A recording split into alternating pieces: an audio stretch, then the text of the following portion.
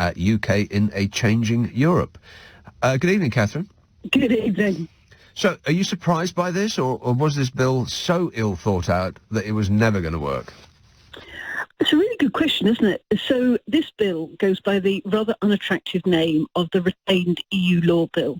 And Retained EU Law is that whole body of EU law which was part of our legal system prior to Brexit and has continued to be part of our legal system.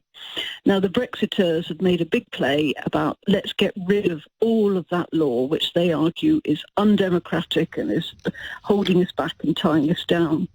The trouble is the opponents to the bill say, well, hang on a sec, this law covers things that lots of people hold very dear, like airline safety, food safety, workers' rights, environmental rights.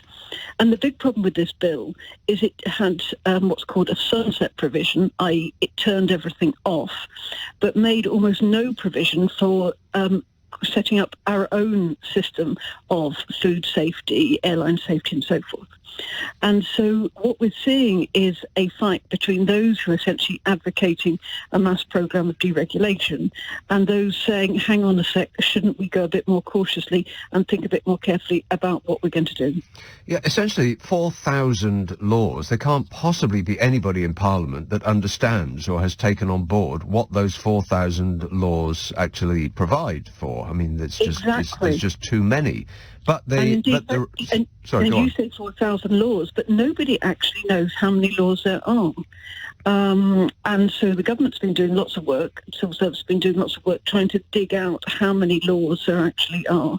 But one of the great criticisms of this bill is it's turning off law that no one quite knows is there. And so there's been no list of what laws are going to be turned off. And indeed, lots of people, even some of the most ardent Brexiteers, say, is this really a sensible way of doing business? Because it creates such uncertainty for business. It creates uncertainty for investment. Why would you invest in this country if you don't know what the law is going to be this time next year?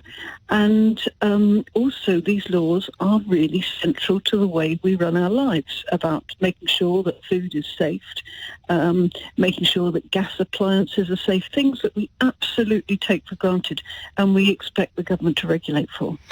Then the government would come back, no doubt, if one of their ministers was sitting here. They say, well, you know, you just have to apply common sense. And of course our standards are going to be maintained, regardless of whether there is a law to insist on it, which sounds like we would be relying on the kindness of strange corporations. Well, indeed, and indeed that's exactly the argument some of the supporters of the bill run. They say, well, of course, big business will carry on respecting the rules, even if they're not enforceable, they're not actually law anymore. The reality is this is not going to happen. And if you just think about mask wearing, the moment that the law requiring us to wear masks was dropped, people stopped wearing masks. I mean, you see a handful of people on the tube and in the streets wearing masks, but most people aren't wearing masks.